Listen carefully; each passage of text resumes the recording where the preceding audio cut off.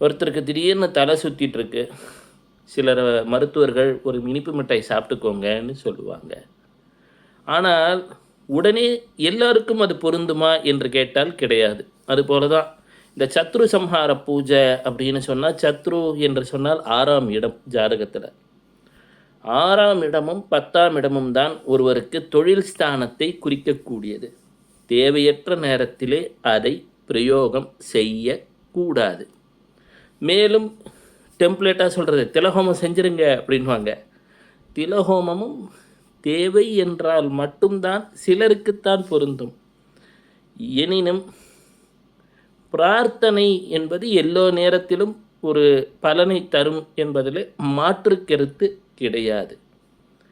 இதை பரிகாரம் என்று செய்யும் பொழுது அதை ஒரு எதிர்பார்ப்புடன் தான் செய்கின்றோம்.